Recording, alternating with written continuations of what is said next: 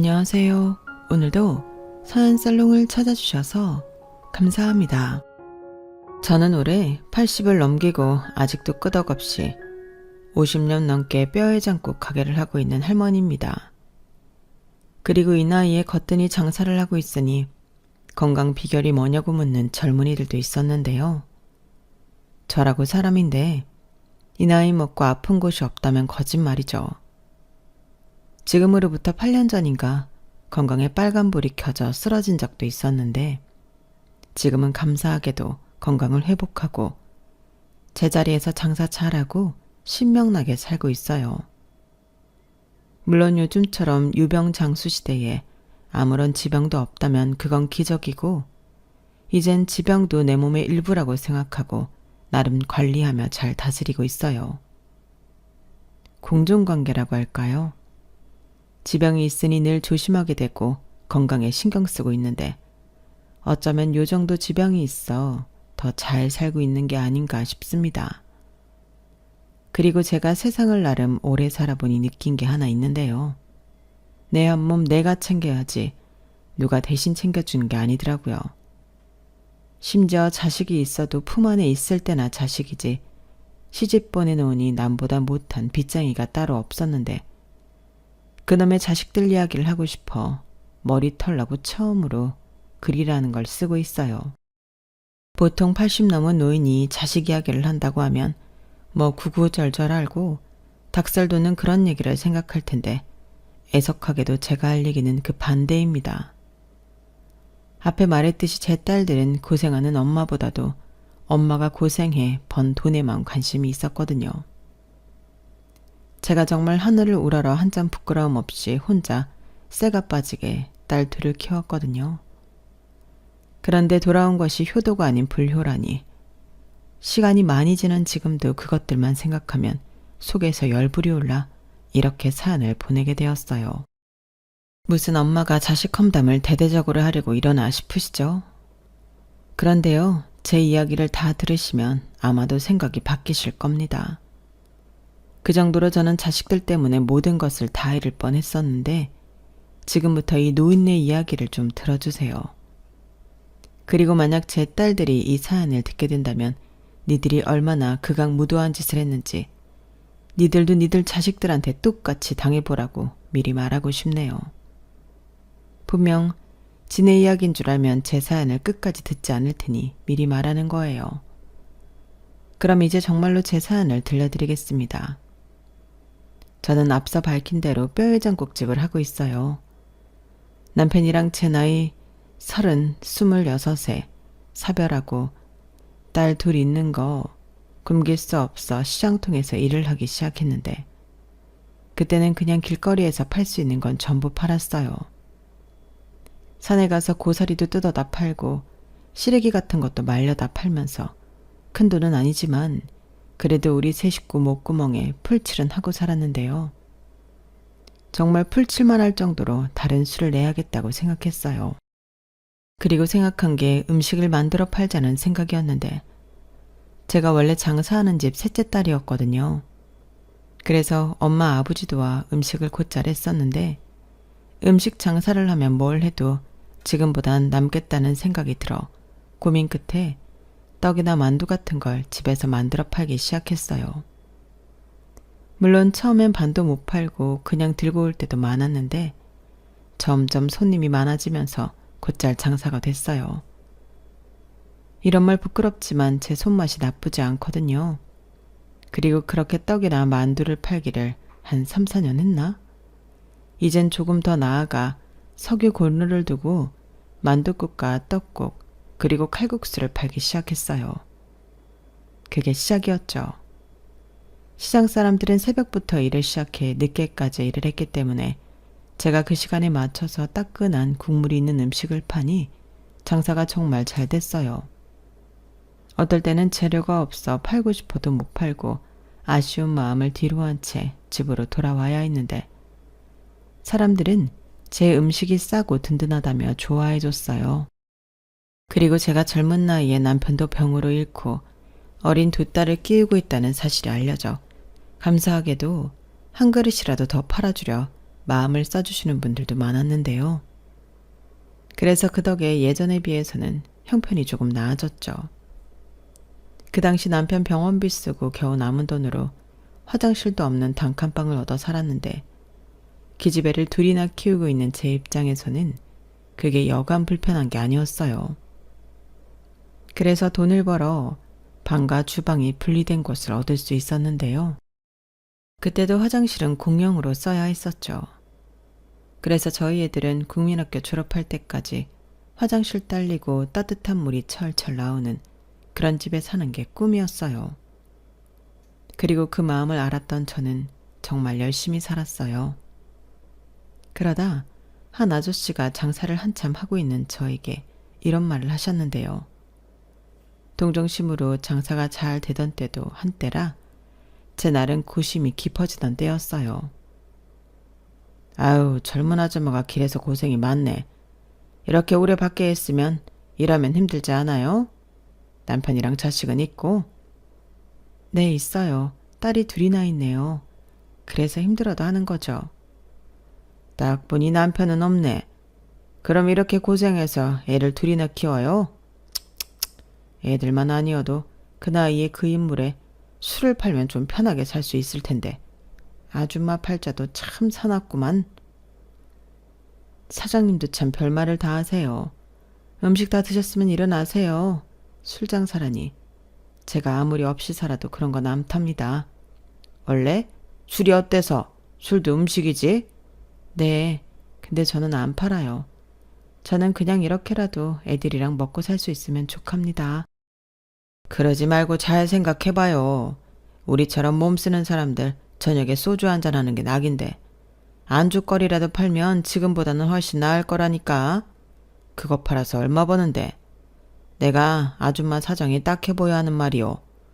뭐 내가 댁더러 웃음을 팔래 몸을 팔래? 저는 면식도 별로 없는 그 손님에게 그 말을 듣고 수치심이 들었어요.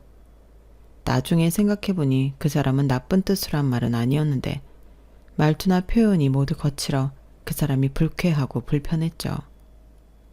그래서 며칠은 그 손님은 오지 않았으면 좋겠다는 마음으로 연신 두 눈을 굴리며 장사를 했었는데 어느 날부터 저녁 시간에 손님이 뚝 끊기다시피 오지 않았어요. 참 이상했죠. 왜일까? 이젠 사람들이 내 음식이 질렸나? 이런 생각을 하고 있을 때쯤 그 이유를 알게 됐어요. 시장 초입에 포장마차가 생긴 게 그 이유더라고요. 옆에서 지나가면서 슬쩍 보니 포장마차라고 메뉴가 특별할 건 없었는데 그 불쾌한 손님 말처럼 술을 마실 수 있다는 게 손님을 끌고 있는 것 같았어요. 그리고 그날부터 저는 고민하기 시작했는데 손님이 줄어들면 아무래도 수입이 줄어 곤란해지니 저도 무슨 수를 내야겠다고 생각하게 됐죠. 그러다 애들이 하도 고기 먹고 싶다고 졸라서 정육점에 가게 되었는데 돼지 잡뼈라는 게 있다는 걸 알게 됐어요. 보통 소뼈는 비싼데 돼지뼈는 갈비가 아니고서는 아주 저렴하더라고요. 그래서 그걸 사와 내내 끓여봤는데 돼지뼈에서도 뽀얀 국물이 나왔어요. 물론 소뼈 같은 진국은 아니었지만 이 국물로 뭐든 할 수 있을 것 같았죠. 그리고 뼈에 붙어있는 고기 살점도 있고 그래서 제 방식대로 시래기도 많이 넣고 당면도 넣어 돼지 뼈국을 끓여 팔았는데요. 사람들이 돼지고기긴 해도 고깃국에 밥을 말아 먹으니 더 든든하다며 아침이고 저녁이고 심지어 점심에도 와서 먹는데 예전에 만둣국 같은 걸 팔 때랑은 완전히 달랐어요. 이건 뭐 냄새부터 달랐으니 사람들이 싼 가격에 배를 채우겠다고 몰려오더라고요. 그리고 저는 내친 김에 저녁에 소주랑 편육 같은 걸 썰어 팔기 시작했는데 그것도 반응이 엄청 좋았어요. 젊은 세대기 이런 생각을 어떻게 했냐며 칭찬이 자자했죠. 하지만 제가 길에서 장사를 했잖아요. 그래서 한계가 있었고 또 누가 신고를 했는지 위생 어쩌고 하면서 구청에서 사람이 나오기도 했는데 이렇게는 장사를 할 수 없을 것 같았어요. 그래서 가지고 있는 돈 탈탈 털고 일수 찍는 사람한테 돈도 빌려 시장에서 거리가 좀 떨어진 모퉁이 작은 골목에 식당을 차리게 되었는데요. 처음에는 식당이 여기 있다는 걸 알리기 위해 노력을 많이 해야만 했어요. 제가 봐도 여기까지 와서 밥을 먹을 사람은 없어 보였거든요. 그래서 시장에서 제 음식을 좋아하셨던 분들을 대상으로 가게 위치를 알려드렸고 그분들이 발걸음을 해주면서 지금의 가게까지 확장 이전할 수 있었는데요. 난생 처음 내 가게가 생겼다는 기쁨에 정말 쉬지 않고 일을 했어요. 쓸고 닦고 치우고 새벽 5시부터 문 열어 12시까지 장사를 했는데 그때는 몸 피곤한 줄도 모르고 돈을 벌었어요. 돈이 벌리니 이것도 중독이더라고요. 나중에 사람들이 그러다 쓰러진다고 쉬엄쉬엄 하라고 저를 걱정했는데 밀려 들어오는 손님의 큰 솥이 바닥을 보이면 그게 그렇게 재미있고 뿌듯할 수가 없어요. 그리고 음식이 부족하면 안 되니 음식 양을 더 늘리기 위해 그때부터는 같이 일할 직원을 뽑았는데 그때 제 식당에 면접을 보러 온 사람이 있었어요. 나이는 저랑 동갑이었고 애들은 없었지만 저랑 같이 남편을 병으로 잃은 과부였죠. 친정에서는 애도 없는데 빨리 재혼하라고 성화였다고 했고 자기는 죽은 남편 말고는 어느 누구랑도 다시 부부의 연을 맺고 싶지 않다며 집을 나왔다고 했는데 딱 보니 갈 곳도 없는 사람이었어요. 얘기 들어보니 여기저기 거처도 없이 아는 사람들 집에서 신세를 지고 있다고 하더라고요. 그래서 하루라도 빨리 일을 해서 돈을 벌고 싶다고 의욕을 보였는데 식당 일을 해본 적이 있냐고 물으니 없다고 했어요. 그러고 보니 차림새나 말투가 나름 양갓집 교수로 집에서 자손아 놓고 신부 수업만 받다 시집간 것 같았는데 그래도 살림은 좀 해봐서 배만 할 수 있다고 뭐든 시켜만 달라고 나중에 무릎까지 꿇고 사정을 하더군요. 그래서 차마 같은 처지끼리 외면할 수 없었어요. 아니, 오히려 돕고 싶은 마음이었는데요. 아마 동갑이라 더 마음이 쓰였던 것 같아요. 그래서 방은 없지만 식당에서 자리 펴고 잘 수 있게 해줬고 일이 좀 고단하긴 해도 성실하게만 해주면 급료는 잘 쳐주겠다고 약속까지 했는데 사실 속으로는 걱정을 하긴 했었죠. 식당 일이 생각보다 체력도 많이 쓰고 고된 일인데 경험도 없는 여자가 할 수 있을까? 못 버티고 도망가는 건 아닐까? 별 생각을 다 했어요. 하지만 그 친구 역시 절박한 심정이라 그런지 일을 참 열심히 배웠고 머리가 좋아서 그런지 일도 금방 배웠는데 나중엔 제가 시키지 않아도 척척 하는 경지에 올라 있었어요. 그래서 그 뒤로는 동료이자 친구처럼 이름 부르며 자매처럼 지냈는데요. 그 인연이 지금까지 이어지고 있으니 저한테는 정말 친자매나 마찬가지입니다. 자식보다도 저를 잘 알고 더 위해주니 어떨 때는 언니 같다는 생각도 들어요. 저희끼리는 유치하지만 명화가 생일이 4월이고 제가 12월인데 그래서 자기가 언니라고 우길 때도 있습니다. 그럼 저는 내가 사장이야 이렇게 장난치며 맞서는데 그렇게 투닥투닥하니 저희 둘 다 검은 머리보다 흰 머리가 더 많은 노인이 되었어요. 그리고 같이 오래 있다 보니 서로 자연스럽게 닮아진 것 같은데 그래서 저희가 친자매인 줄 아는 손님도 많았어요. 그렇게 긴 인연이 될 줄 우리는 서로 알기라도 하듯 빠른 시간에 친해졌어요. 저는 어느덧 명화를 믿고 새벽에 뼈 썩는 일을 맡기게 되었죠. 그리고 저는 애들 챙겨 학교 보내고 8시 반 정도에 식당을 나갔는데 그러면 분주하게 명화가 아침 장사를 하고 있었어요. 참 고마운 일이었죠. 전에는 애들 보랴 식당 하랴 몸이 정말 딱 두 쪽으로 나뉘었으면 좋겠다고 생각할 때가 한두 번이 아니었는데 명화가 온 뒤로 숨 쉴 수 있는 구멍이 생긴 것 같았어요. 그래서 다른 건 몰라도 월세방이라도 하나 얻어주고 싶었는데 명화는 자기가 알아서 한다며 신경 쓰지 말라고 거절했어요. 왜 식당에서 자는 거 불편하잖아. 내가 보증금 빌려준다니까. 됐어요. 내가 사장님처럼 딸린 애가 있는 것도 아니고 괜히 집 생기면 출퇴근하기 번거로워서 불편하기만 하죠. 내일은 내가 알아서 할 테니까 사장님은 신경 쓰지 마세요. 그래도 모처럼 사람이 큰 마음을 먹었는데 정말 이럴 거야? 네, 그 큰 마음 다시 꿀꺽 하시고 얼른 일이나 해요. 점심에 사람들 몰려올 텐데 밥이랑 새로 해야죠. 뭔 놈의 밥을 아침에도 2번을 했는데 또 해야 하나? 장사가 잘 돼도 너무 잘 돼. 우리 사장님은 좋겠어요. 이런 식으로 명화는 저 못지않게 일하는 걸 좋아했는데요. 돈을 벌어서 어디에 쓰는 건지 명화는 자기한테 10원 한 장 쓰는 꼴을 보지 못했어요.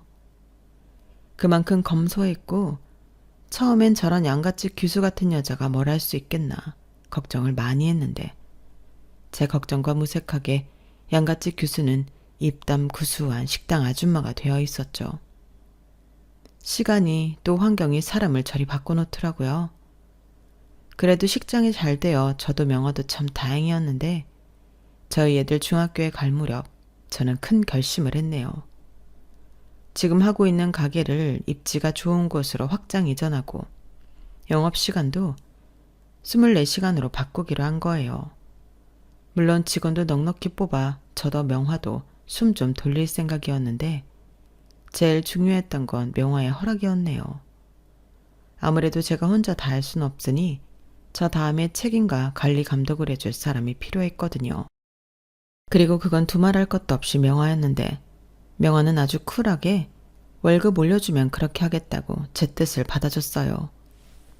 그리하여 저는 지금 위치로 가게를 확장 이전했고 저희 가게에 오시던 손님들은 이제 24시간 영업을 한다는 것에 많이 좋아했는데 특히 새벽에 일이 끝나시는 분들이 이젠 새벽에 일 끝나도 뼈에 장국에 소주 한잔 할 수 있게 되었다며 좋아하셨어요. 그러게 참 다행이고 감사하게 장사가 잘 되었고 저는 거기서 돈을 바짝 벌어 두 딸들 학원에 과외에 남부럽지 않게 교육비도 쓰고 대학도 전부 4년제로 휴학도 한 번 없이 졸업시켰는데요. 고생은 엄마가 할 테니 너희들은 엄마처럼 살지 말고 당당하게 자기 능력 인정받아 살길 바랬어요. 물론 좋은 남자 만나 행복하길 바랬죠. 그리고 그것들은 제 바람대로 각자 살궁리 잘하고 남자도 만나 하나 둘 번호표 받은 것 마냥 시집을 갔는데요. 아빠 없이 컸다고 무시당하지 않게 혼수며 예물이며 빵빵하게 해주고 남편한테 기죽지 말라고 두둑하게 지참금도 챙겨서 보냈는데요. 그렇게 딸 자식 잘 키워 시집 보내놓으니 저는 좋은 시절 다 보낸 억척스러운 중년의 아줌마가 되어 있었어요. 염색하지 않으면 흰머리가 검은 머리를 덮을 지경이었는데 그래도 명화라는 친구를 만나 그나마 다행이었죠.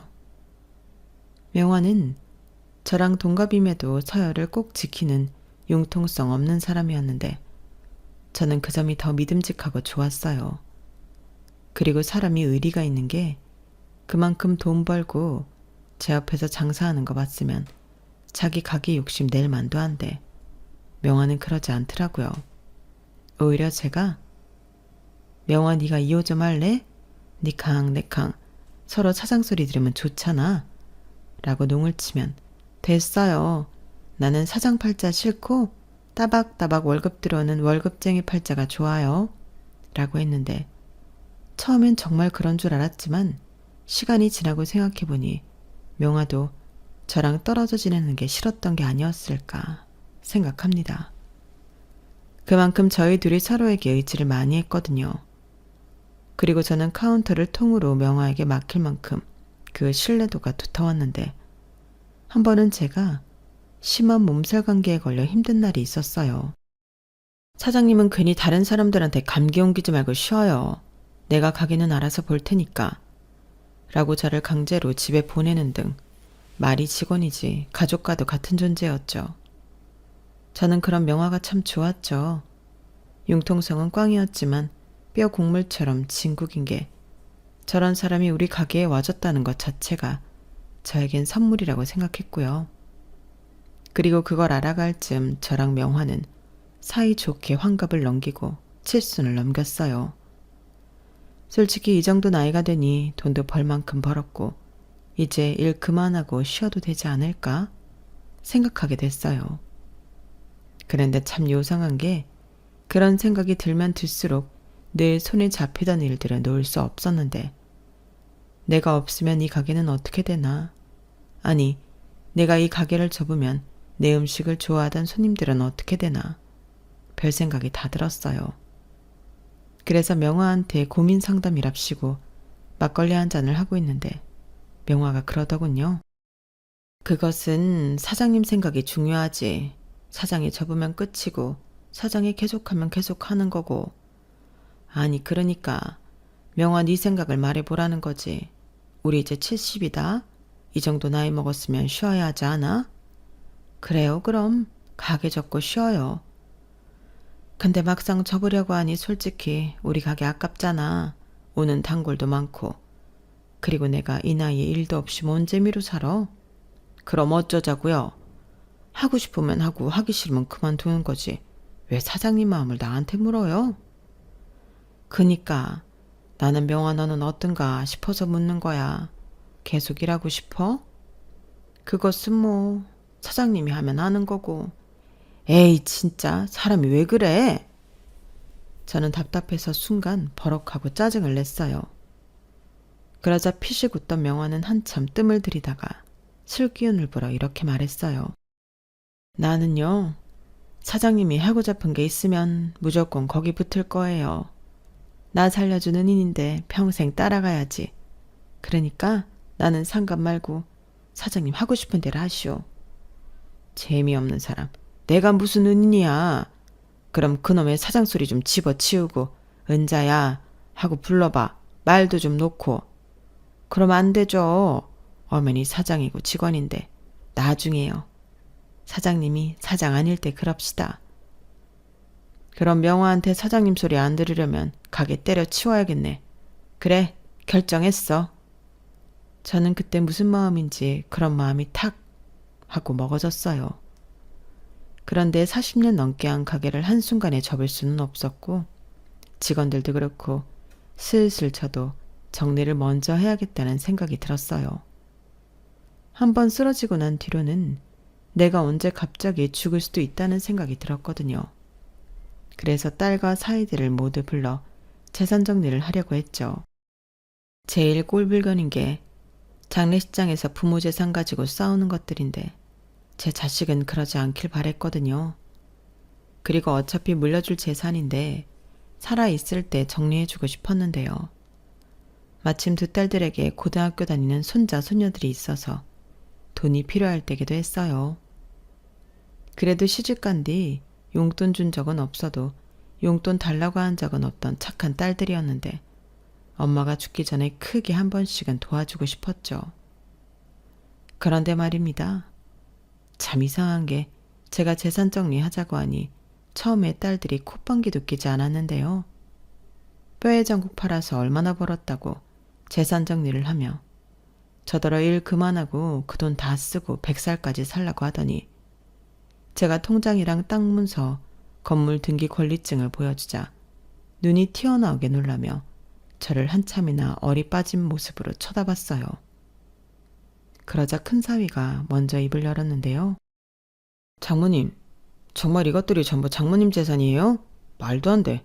우리 장모님 갚으셨네. 엄마는 도대체 언제 재산을 이렇게나 모은 거야? 그랬으면서 나한테 아무 말도 안 하고.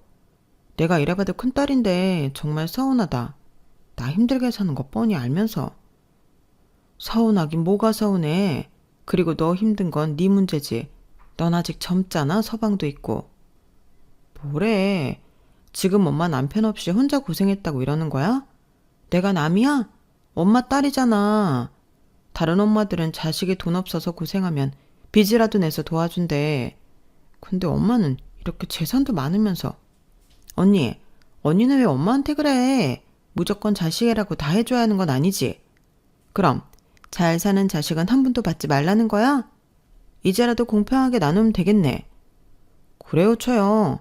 이제라도 장모님 도움받게 되셨는데 잘 된 거죠. 장모님도 다 뜻이 있어서 그런 거예요. 그렇죠, 장모님? 그러니 너무 서운하게 생각하지 마시고 어떻게 나누면 될까요? 그리고 나눈다면 언제 주시는 거죠? 나처럼 장사꾼 아니랄까봐. 왜? 지금 당장 줬으면 좋겠나? 자네는 호프집인지 이자카야인지 잘 된다면서 뭐가 그렇게 한달이야? 다 알아서 줄 텐데. 그럼요, 저는 급하지 않아요. 언제 주셔도 감사하죠. 근데 처형네가 힘들다고 하니까. 자네 말이 아까부터 계속 거슬리는데 왜 우리를 파나? 내가 아무리 힘들어도 자네한테 도와달라고 한 적도 없는데 왜 사람을 없는 취급을 해? 형님, 왜 이러세요? 돈 없다고 자격지심 느끼시는 거예요? 저는 아무 말 안 했습니다. 그리고 솔직히 지금 당장 돈 필요하시잖아요. 형님 하시던 사업 엎어지고 지금 돈 나올 구멍 없어서 처형이 전전긍긍하는데 효석이 고3이잖아요. 효석이 대학 안 보내실 거예요? 뭐야? 너 이 새끼 진짜 그만 안 해? 여보, 당신까지 왜 그래? 솔직히 제부가 하는 말 틀린 말 없잖아. 엄마, 나 진짜 요즘 너무 힘들어. 재산 정리를 하든 뭘 하든 나 좀 도와줘. 그리고 내가 큰딸이고 형편이 어려우니까 조금 더 줘도 되잖아. 쟤들은 집도 있고 외제차 굴리면서 잘 사는데. 언니, 이건 아니지. 우리가 잘 산다고 엄마 재산 가져가지 말라는 거야? 뭐야? 우리도 힘들어. 남들 보기에 잘 사는 것처럼 보여도 우리도 나름 애먹는 거 있다고. 큰딸이면 뭐, 대수야? 뭐? 너 지금 언니한테 그게 무슨 말버릇이야? 싸가지 없게. 왜? 내가 너보다 못 사는 것 같으니까 언니고 나발이고 내가 우습냐? 이것들이 조용히 안 해? 어떻게 된 게 니들은 내 앞에서 이런 모습을 보이니? 큰딸이든 작은딸이든 엄마 이제 괜찮냐고 물어보는 자식 하나도 없어? 내가 왜 재산 정리를 하자고 하는데 니들 이게 무슨 뜻인지 몰라? 아주 꽁돈 생기니까 눈이 뒤집혀서는 다 시끄럽고 내가 알아서 나눠줄 테니까 조용히 해. 한 번만 더 내 돈 더 갚겠다고 싸우기만 해봐. 그때 니들 앞에 한 푼도 안 주고 전부 팔아서 사회에 기부하고 죽을 거야. 왜? 내가 못할 것 같아? 저는 딸과 사이들이 돈 가지고 싸우기 시작했을 때 아차 싶었어요. 이 꼴을 보려고 이것들을 부른 게 아닌데 내가 이 꼴을 보려고 그동안 쉬지도 않고 일을 했구나. 지나간 젊음이 아깝더라고요. 그리고 딸들과 사이들은 제가 사회 기부 어쩌고 하니 입에 지퍼라도 단 듯 싹 다 조용해졌는데 이것들이 나 죽으면 얼마나 또 피 터지게 싸울까. 또다시 가슴이 조여오는 것 같았어요. 그래서 니들 때문에 오늘 당장 죽을 것 같으니 싹 다 사라지라고 큰 소리 쳤는데 홍해가 갈라지듯 그것들이 제 기분 건드리지 않으려 발바닥에 불이 나게 제 집을 나갔어요. 그 모습을 보니 주책맞게 눈물이 쏟아졌는데 그때 떠오르는 사람은 한 사람밖에 없었죠. 명화였어요.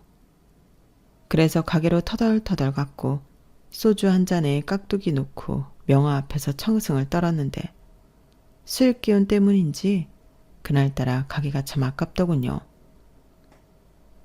명화야, 그러지 말고 너는 나보다 건강하니까 네가 이 가게 맡아서 할래? 어차피 우리 애들은 돈만 관심 있지 가게 할 생각은 없을 거고 지금 보니 이거 그냥 문 닫기는 너무 아깝네. 왜 또 이랬다가 저랬다가 그런데요? 얼마 전까진 안 한다고 했잖아요. 그리고 내가 그때 분명히 말했는데 사장님이 하면 같이 하고 사장님 안 하면 나도 안 한다고. 근데 왜 사장님만 쏙 빠지는 건데요? 설마 나 바지 사장 시켜놓고 혼자만 탱자탱자 놀러 다니려고?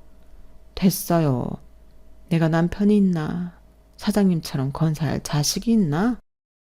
나도 돈 벌 만큼 벌었고 미련 없으니 그냥 사장님이 100살까지 하시다가 죽이 됐든 밥이 됐든 자식들한테 줘요. 지금까지 내가 뭘 어디로 들었어? 그것들이 내 돈에만 관심이 있다니까? 다 나이 먹으면 달라져요. 사장님이 100살까지 살면 자식들 나이가 몇인데 그나마 자식들도 장수하지 않은 한 장사도 몇 년 못하겠네. 지금 나 놀려? 나는 심각해 죽겠구만. 심각할 게 뭐가 있어요? 사람이 한번 쓰러졌다고 심장이 쿵얼만해졌나. 지금이라도 관리하고 조심하면 100살까지 충분히 살지. 그리고 이 가게를 이렇게 좋아하는데 정리는 무슨. 됐고 그냥 지금처럼 신나게 돈이나 벌고 이제 좀 돈 좀 쓰고 그러고 살아요. 뭐 이쁜 자식이라고 그 돈을 다 줘? 고생한 보람도 없이. 보람이 왜 없어? 나는 매일매일 보람 있어. 그리고 가게가 잘 돼서 명화 너랑 이러고 있는 거잖아.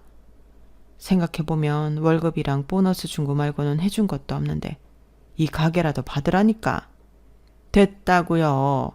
막말로 내가 먼저 가면 어쩌려고? 나는 물려줄 자식도 없는데.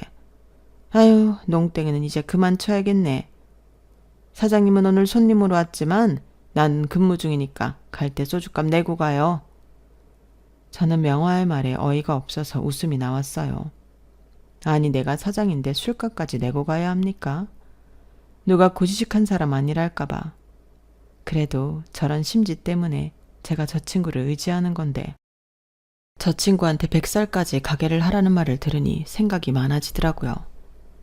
그런데 복잡한 생각이 제 정리가 되기도 전에 제 의지와는 상관없이 일이 흘러갔는데요. 큰딸이 거의 매일 와서 저를 졸라댔어요. 어차피 자기랑 남편이 지금 하는 일이 없으니 가게를 나와서 돕겠다는 건데요. 저더러 월급을 달라고 하더군요. 니들이 가게에서 일을 한다고? 내가 자식이라고 특별대우 해달라는 게 아니고 다른 아줌마들처럼 똑같이 줘. 우리 당장 너무 힘들어서 그래. 우리 둘이 벌면 그래도 먹고 살 정도는 벌 수 있잖아.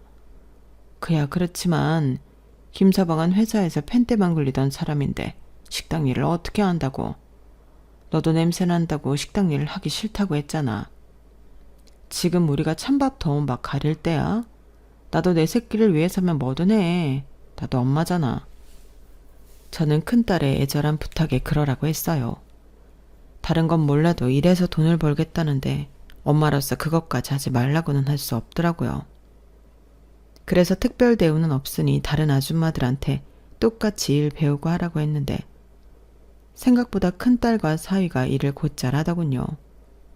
물론 실수도 많이 하고 서툰 게 눈에 많이 보였지만 이를 악물고 버티는 게 솔직히 대견했어요. 자기 말대로 새끼를 위해서면 뭐든 하겠다고 하더니 내 딸도 엄마가 됐구나. 그런 생각도 들었죠.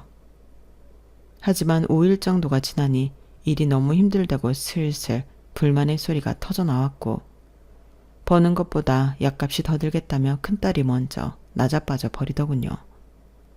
그래서 애 핑계를 대며 자기는 나오지 않았고 사위만 나와서 일을 했는데요. 그래도 사위는 꿋꿋하게 버티려고 애를 쓰는 것 같았어요. 그리고 2달이 조금 지났을까? 사위가 저한테 할 말이 있다며 웬일로 자기 집에 초대를 했는데 제가 자식들 집에 가는 일이 진짜 거의 없거든요. 그래서 하도 오라고 해서 오랜만에 간 큰딸 집이었는데 제가 도착하니 큰딸이 제가 좋아하는 음식이라고 양념게장과 해물찜을 해놨더군요. 제가 고기 장사를 하니 좋아하는 건 생선이나 해산물이거든요. 그리고 첫째가 저를 닮아 음식 솜씨가 좋은 편이었는데 딱 봐도 먹음직스러웠어요. 오랜만에 오는 손자 녀석도 할머니가 왔다고 생글생글 웃으며 옆에 앉는데 물색 없이 그게 참 좋더군요. 그래서 맛있게 밥도 2공기 비우고 후식으로 과일도 먹으며 모처럼 엄마 대접을 받았는데 사실 그것들은 꿍꿍이가 있었어요. 저도 눈치가 백단인데 그걸 모르지 않았죠. 그리고 제 예상대로 큰딸이 먼저 제가 아는 가게를 달라고 하더군요. 엄마, 내가 이랑 상의를 해봤는데 우리는 다른 재산은 필요 없고 엄마 가게를 줘. 어차피 엄마 가게 정리하고 싶어 했다며? 주방에 심씨 아줌마가 그러던데 엄마가 쓰러지고 나서부터 가게 정리하고 싶어 했다고. 그럼 그냥 정리하는 것보다 내가 하는 게 낫지 않겠어? 너는 5일 만에 나가 떨어져 놓고 그게 지금 할 소리야? 왜? 엄마가 하는 거 보니 장사가 쉬워 보여? 아님 너는 그냥 카운터에 앉아서 돈만 세면 될 것 같아? 아니, 나도 5일이긴 했지만 볼 건 다 봤지. 그리고 내가 힘들어서 나가 떨어졌나? 고3 수험생 엄마니까 어쩔 수 없는 부분도 있는 거지. 대신 네가 성실하게 잘하잖아. 그야 그건 그렇지. 너보단 낫더라고. 그러니까 우리가 이참에 엄마 가게 물려받아서 계속 잘해볼게. 엄마 솔직히 이대로 가게 문 닫는 거 아깝잖아. 그렇다고 70도 넘었는데 엄마가 언제까지 계속 할 거야? 우리 엄마는 계속 뭐 일만 하나? 여행도 다니고 하고 싶었던 것도 좀 하고 그렇게 살아야지. 얼마나 더 산다고? 왜? 니네 엄마 금방 죽냐? 엄마는 무슨 말을 해도 나는 그냥 엄마가 짠해서 그렇지. 우리 엄마도 좋아하는 거 있을 텐데 장사하느라 그런 거 못 해봤잖아. 우리도 당장 돈벌이가 필요하고 이것만큼 딱인 게 뭐가 있어? 그래도 이렇게 홀랑 줄 순 없어. 가게를 하려면 일을 제대로 배워야지. 지금이야 손님들이 계속 있지만 맛이 조금이라도 변하면 손님들 발길 뚝 끊긴다. 알지. 내가 누구 딸이야. 하는 자식 딸이잖아. 엄마한테 제대로 배워서 내가 이랑 더 잘할게. 2호, 3호 아주 프랜차이즈를 낸다니까. 네, 장모님. 맡겨만 주세요. 진짜 장모님 얼굴에 먹칠하지 않도록 최선을 다해서 열심히 하겠습니다. 제가 옆에서 일을 해보니까 장모님 진짜 대단하세요. 존경한다니까요. 그래, 엄마 그러지 말고 엄마가 딱 지금 결정해. 대신 내가 엄마 다른 데산 하나도 안 받을게. 선정이 가지라고 해. 그럼 선정이도 불만 없을걸? 엄마 우리 자매 싸우는 거 싫잖아. 저는 딸과 사이가 비행기를 태워줘서가 아니라 현실적으로 그게 맞겠다는 생각을 했어요. 솔직히 딸 둘이 제 가게를 물려받지 않을 거라고 생각해 그쪽으로는 생각하지 않았는데 큰딸 내외가 먼저 저렇게 말을 하니 더없이 좋은 생각인 것 같았어요. 어차피 둘째 내외는 하는 가게가 있어서 제 가게까지 못할 테고 당장 벌이가 없는 큰딸 내외에게 가게를 물려주면 저는 가게를 닫지 않고 편하게 지낼 수 있을 것 같았는데요. 그래서 좋다고 하고 내일 당장부터 음식 만드는 방법을 배우라고 했죠. 좋아. 근데 장사라는 게 절대 쉬운 일이 아니다. 네가 했던 것보다 훨씬 고되고 힘든 일이야. 내일 당장 새벽에 나와서 돼지 뼈 삶는 것부터 배워. 어차피 일을 하려면 새벽잠은 못 잔다고 생각해.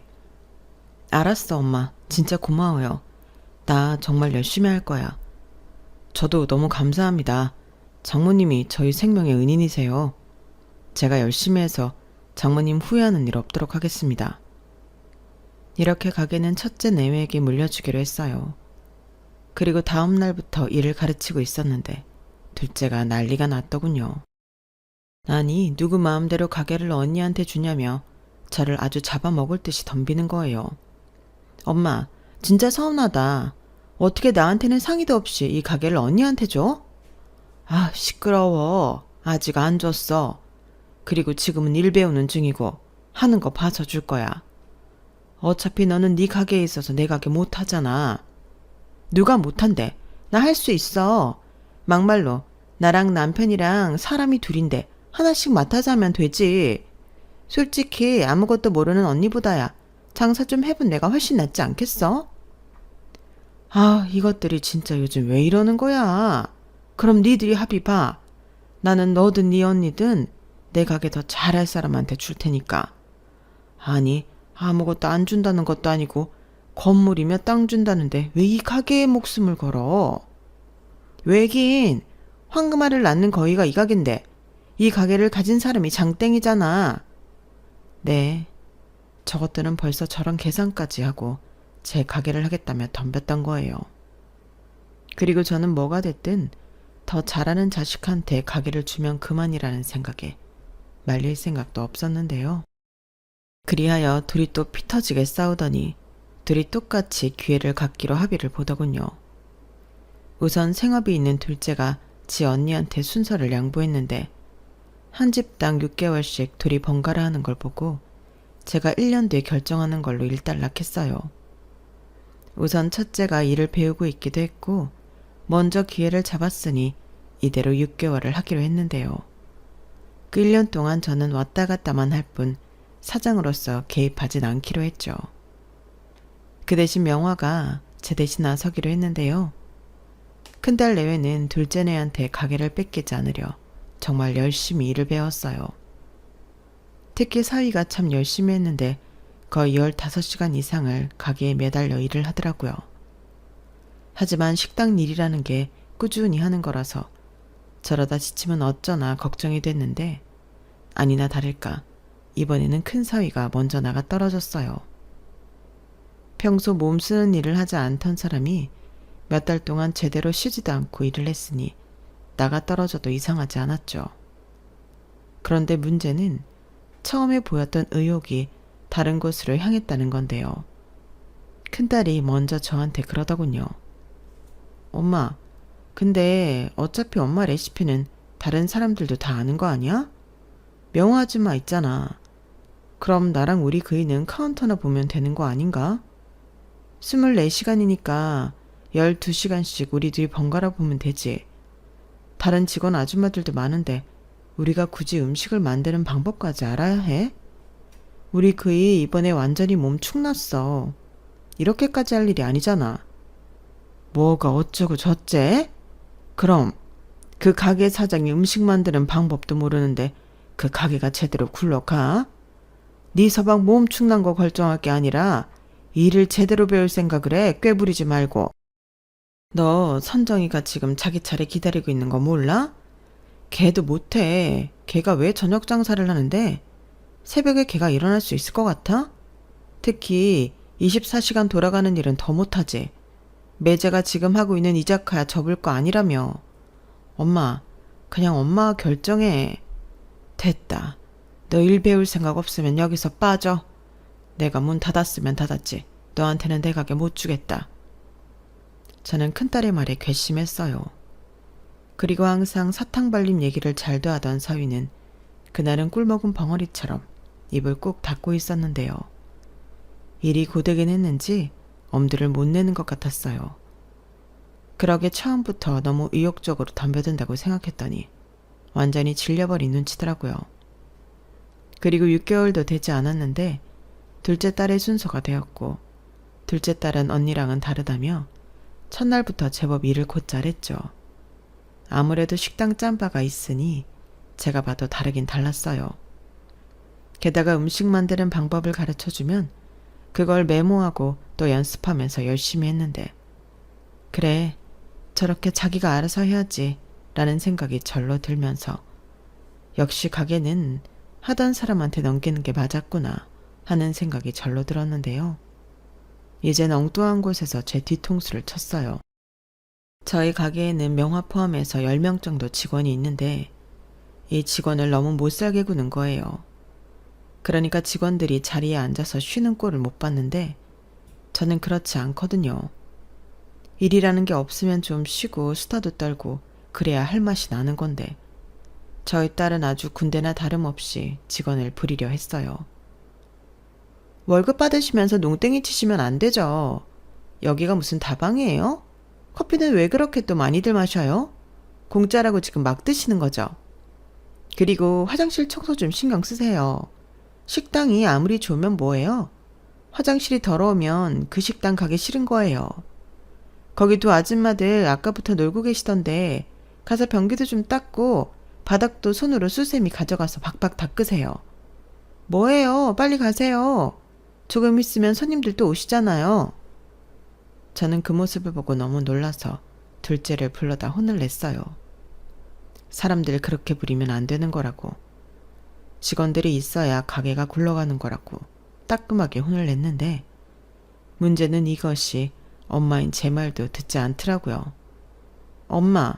엄마가 그렇게 사람을 봐주니까 저 아줌마들이 사장 무서운 줄 모르는 거야.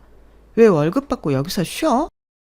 근무 시간에는 일을 해야지. 일이 없어도 일을 찾아서 해야 하는 거야. 싫으면 나가라고 그래. 우리가 아쉽나? 자기네들이 아쉽지? 선정아, 너 정말? 그래요, 사장님. 저 그만둘래요. 아니, 살다 내가 이 나이 먹고 이런 하대까지 받으면서 일할 이유가 없죠. 저 오늘 날짜까지 정산해서 월급 넣어주시고 이만 가보겠습니다. 나 참 더러워서. 뭐예요? 아줌마, 지금 말 다 했어요? 거기 좀 서봐요.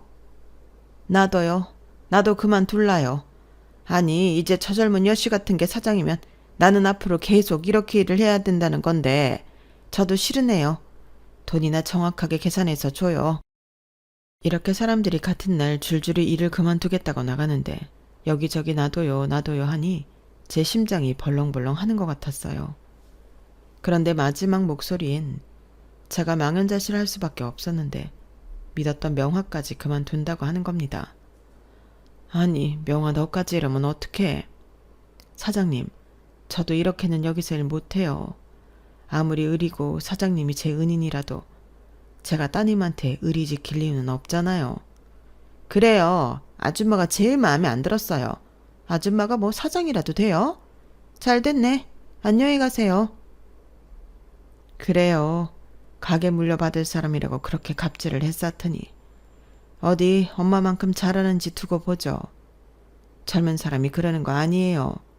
아무리 근무 시간이라도 해도 쉬는 시간도 있는 건데 그렇게 사람을 달달 볶아 먹으면 누가 버틴대? 아이고, 지금 누가 누굴 걱정해. 됐거든요. 아줌마들 아니어도 여기 와서 일하겠다는 젊은 사람들 많아요. 엄마 잘 됐어. 이참에 여기 물갈이 싹 하자. 내가 장부도 봤는데 그 월급 받고 저 아줌마들 미친 거 아니야? 요즘 젊은 사람들 일자리 없다고 난리야. 그 돈의 절반만 준다고 해도 여기 와서 열심히 할 거라고. 뭐야? 너 당장 내 가게에서 나가. 저는 둘째 딸에게 너무 화가 나서 소리쳤어요. 얼마나 크게 소리를 질렀는지 골이 다 흔들릴 지경이었는데 저희 가게에서 일했던 사람들은 최소 5년이 넘은 진짜 내 가족과도 같은 사람들이거든요. 그런데 딸이라는 게 와서 그 귀한 사람들한테 갑질을 하고 있으니 일을 아무리 잘 배운다고 해도 그건 용납이 되지 않았어요. 그리고 둘째 딸에게 당장 사과하라고 시켰는데 지 자존심에 그럴 수 없다며 이깟 가게 안 물려받으면 그만이라고 소리를 지르고 가게를 나가더군요. 그렇게 두 딸들이 제 가게에 손을 뗐어요. 그리고 이젠 어쩔 수 없다는 심정이 되었는데 직원들도 나가겠다고 하는 마당이었으니 슬슬 가게를 정리하는 게 맞겠다는 생각이 들었어요. 그래서 그 길로 가게를 내놨고 명화 집에 가서 오늘 있었던 일에 대해 진심으로 사과를 했는데 명화는 됐다며 삼겹살이나 구워 먹자고 신문지를 거실 바닥에 깔았어요. 사장님, 아니지. 이제 가게도 내놨으니까. 그래, 은자야. 내가 네 두 딸을 보니 새삼 내가 자식이 없다는 게 그렇게 다행스러울 수가 없다. 너는 진짜 대단해. 뭐야? 이제 사랑소리 안 하는 거야? 그리고 지금 나 놀려? 놀리기는 무슨, 솔직한 내 심정이다. 그리고 가게 내놨다며. 나는 오늘 사표 냈고. 그럼 이제 우리 계급장 없는 거 아닌가? 그렇지, 계급장 없지. 그래서 너는 자식 없어서 좋다고? 그래, 나도 그 점이 제일 부럽다. 고약한 것들. 나는 솔직히 걔네들 어릴 때부터 마음에 안 들었어. 지 엄마 고생하는데 나와서 도와주는 자식 하나도 없었잖아. 대신 돈 달라고 와서 금거나 털어가고 그렇게 금거나 털던 것들이 가게까지 털어먹겠다고 저 난리를 피우는데 야, 왜 네가 나더러 가게 하라고 했는지 알겠더라. 근데 내가 만약 그 가게를 한다고 했어봐. 내 머리털 하나도 없다. 나이 70에 그것들을 어떻게 이겨? 그래, 내 딸도 다 쌈딱이다. 그래서 정리한다고. 다 팔아서 나 가는 날까지 쓰다가 남으면 정확히 둘로 쪼개서 물려주면 그만이지. 진작에 그럴걸. 왜 괜히 재산 정리한다고 그 난리를 피웠는지. 알고 그랬나? 모르고 그랬지. 그래도 참 괘씸해. 엄마가 죽을 고비 넘기고 자기 가기 전에 정리하자고 하는 건데 엄마 마음 헤아리지 못하고 살아있는 엄마 앞에서 싸우기나 하고. 그러게 말이다. 내가 자식 농사는 대차게 망했어. 두 딸 잘 키워보겠다고 여기까지 온 건데 결국엔 더러운 꼴만 봤네. 그래도 너는 돈이 있잖아. 원래 돈이 효자고 자신감이라고 했어.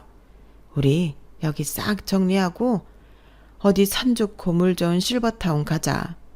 나도 누구 덕에 돈이라면 제법 모았거든. 혼자 살기에 대궐 같은 이 집도 사고. 그래도 명화 네가 이 집 산다고 했을 때 나 진짜 좋았다. 네가 하도 돈을 안 써서 나는 어디에 돈 잡아먹는 기둥서벙이라도 숨겨두고 있는 줄 알았잖아.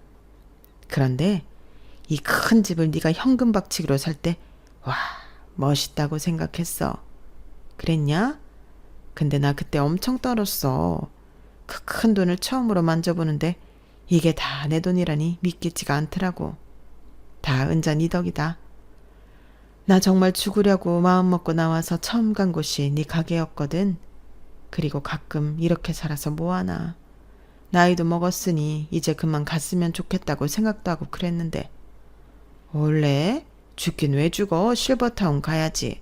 그러니까 너랑 실버타운 가려고 내가 지금까지 죽지 않고 살고 있나 보다. 우리 내일 당장 알아보자. 그날 삼겹살은 딱딱하게 튀겨지도록 저희는 이야기를 멈추지 않았어요. 사장과 직원이 아닌 처음으로 친구로서 대화를 나누는데 그게 저한테는 위로가 되었거든요. 그리고 그 다음 날부터 저희 둘은 가게 문도 닫아버리고 당장 입주가 가능한 실버타운을 알아봤는데요. 그것도 쉬운 일은 아니었어요. 돈 있다고 다 들어갈 수 있는 건 아니더라고요. 물론 정보가 없어서 못 찾은 걸 수도 있는데 우선 저희가 찾아본 곳들은 대기가 어마어마했어요. 그런데 며칠 뒤 두 딸과 사이가 찾아와 무릎을 꿇고 잘못했다고 빌었는데 정말 꼴도 보기 싫더군요. 하지만 두 딸이 철철 울고 잘못했다고 매달리니 엄마 마음이 뭔지 마음이 흔들렸고 그래도 가게는 못 준다고 나중에 엄마 죽거든 재산은 알아서 반반씩 나눠 가지라고 했는데 작은 딸이 그랬어요. 자기는 재산 필요 없다고요. 그냥 엄마한테 불효를 한 게 가슴이 너무 아프다며 이제라도 잘 지내고 싶다고 했는데요. 큰딸도 마찬가지였어요. 사는 게 힘들어서 엄마를 챙기지 못했다며 자기도 잘 살아서 누구보다 저한테 효도하고 싶었다고 우는데 그게 딸들 진심인 것 같아서 저도 따라 눈물이 나왔어요. 자식 이기는 부모 없다고 자식이 울면서 용서해달라고 하는데 용서를 안 해줄 수가 없었죠. 어차피 천륜인 것을요.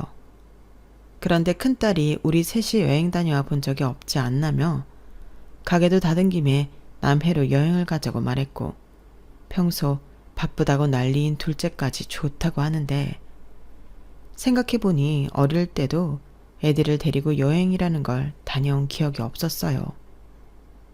그런 생각이 드니 어째 저도 딸들에게 미안해지더군요. 내친 김에 모녀들끼리 여행을 가기로 했죠. 그리고 딸들이 전부 알아서 하겠다고 엄마는 몸만 오라고 했어요. 모처럼 마음이 들떴어요. 딸들과 여행이라니 생각만 해도 너무 좋더라고요. 그렇게 남해에 도착했고 난생 처음 호텔에서 잠도 자고 맛있는 음식과 좋은 풍경도 보니 이게 사는 재미구나 싶었는데요. 왜 나는 여태 이런 것도 모르고 살았나 좋으면서도 슬펐어요. 그리고 다음엔 명화랑 둘이 와야겠다고 생각했는데 둘째가 남해에 좋은 곳이 있다며 오늘은 거기에 가보자고 하더군요. 저는 아무런 의미도 없이 두 딸을 따라갔어요. 그런데 큰딸이 운전한 차는 이상한 건물이 있는 외진 곳으로 향했는데 거기엔 간판에 커다랗게 땡땡 치매 전문 요양원이라는 글씨가 선명하게 보이더군요. 저는 깜짝 놀랐어요. 그리고 여기엔 왜 오냐고 정색했는데 그때 큰딸이 그랬는데요. 여기서 치매 검사도 해준대. 그냥 심심풀이로 한번 해보자고. 우리도 같이 할 거야. 무슨 치매 검사를 심심풀이로 해? 됐어. 나는 싫으니까 그냥 가자. 에이 엄마, 그래도 여기까지 왔는데 어떻게 그냥 가? 이미 진료 예약도 다 했어. 뭐야? 아니 왜 나한테 말도 안 하고 예약을 해? 그야 엄마가 이럴 것 같으니까 그랬지. 검사만 받아보는 건데 뭐가 나빠. 이참에 뇌 건강 체크도 하고 좋지. 안 그래? 딸들은 이미 모든 것이 준비가 되어 있다는 듯 싱글벙글하며 차를 세웠어요. 그리고 가지 않겠다는 저를 억지로 붙들고 요양원 안으로 들어갔는데요. 말이 요양원이지 너무 공포스러웠어요. 그리고 큰딸이 간호사라 보이는 여자와 이런저런 얘기를 하는가 싶더니 남자 직원들이 우르르 몰려와 저를 부축하는 것처럼 끌고 갔는데 그때 촉이 왔죠. 이대로 끌려가면 나는 영영 여기서 못 나갈 거라는 걸요. 그래서 젖먹던 힘을 다해 몸부림을 쳤고 태어나 처음으로 그렇게 큰 소리를 질러봤는데요. 나는 치매에 걸리지 않았다고 거의 울부짖으며 외쳤는데 딸들이 갑자기 저를 치매 환자라고 하더군요. 입원이 필요하다고.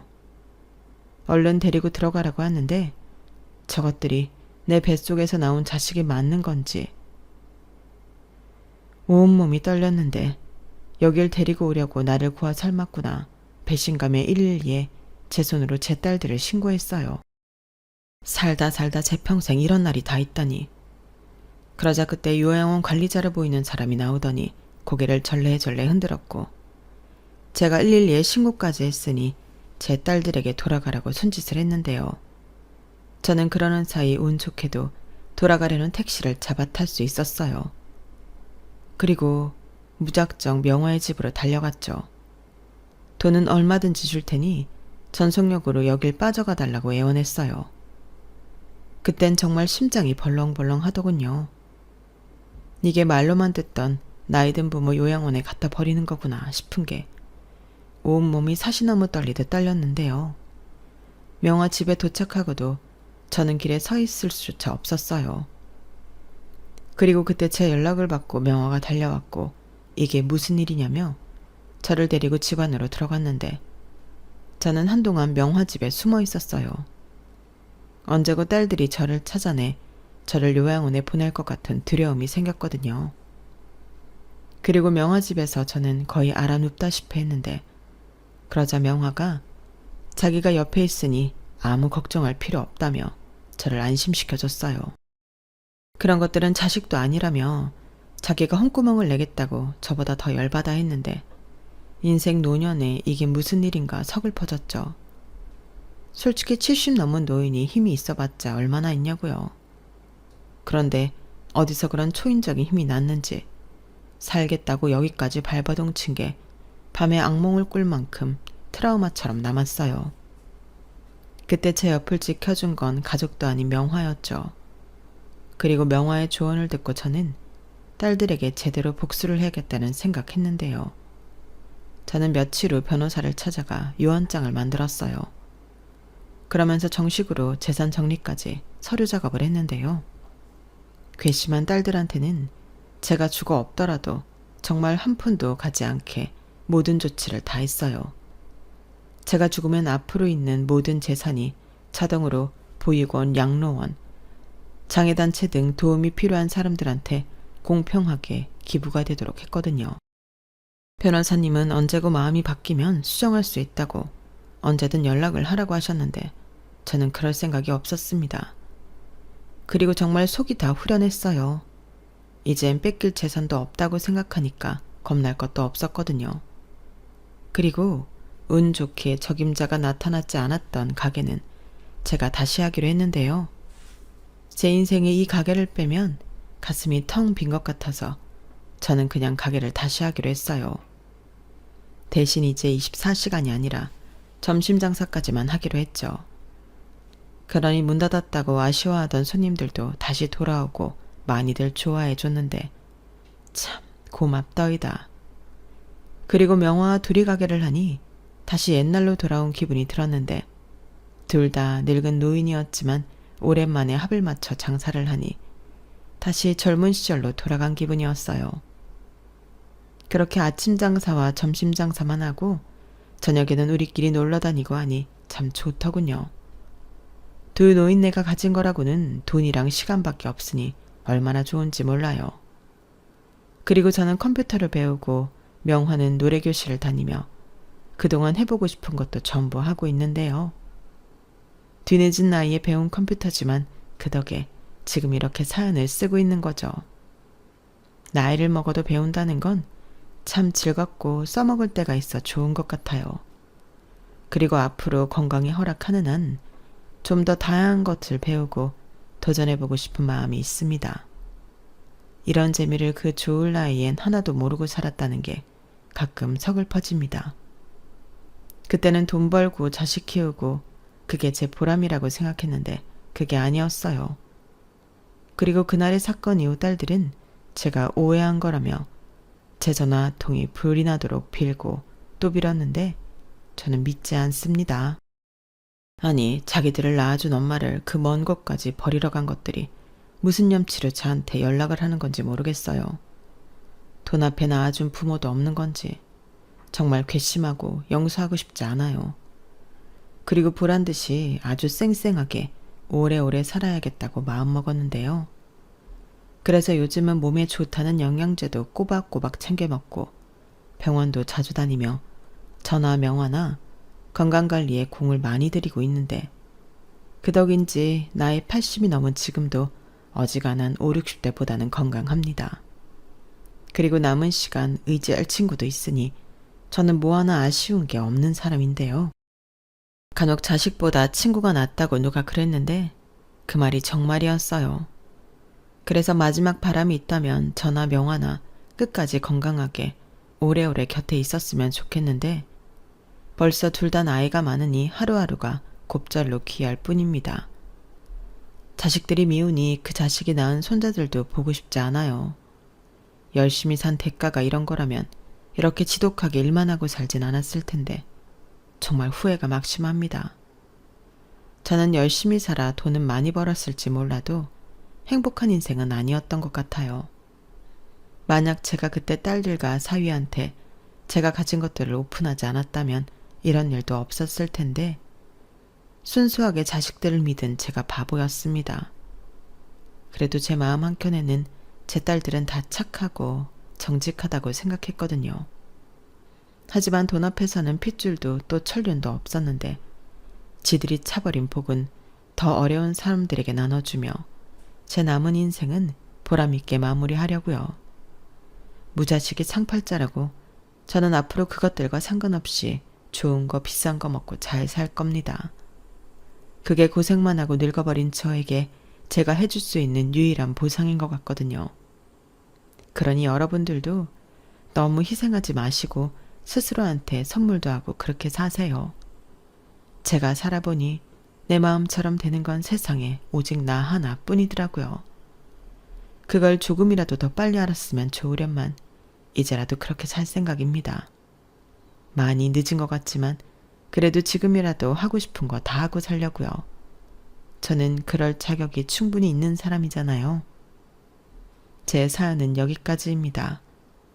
사연을 끝맺으려고 하니 어쩐지 좀 서글퍼지는 마음인데 부디 못된 그것들도 똑같은 쓸쓸함과 고통을 맛보고 후회하길 바라며 긴 글 읽어주시고 들어주셔서 감사합니다. 항상 건강하시고 행복하세요. 인생이 지나고 보면 순간인 것을 저처럼 후회하지 않는 그런 인생, 그런 길이길 바라겠습니다.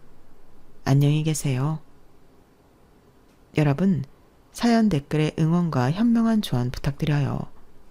좋아요와 구독은 저에게 큰 힘이 됩니다. 오늘도 좋은 일 가득하세요.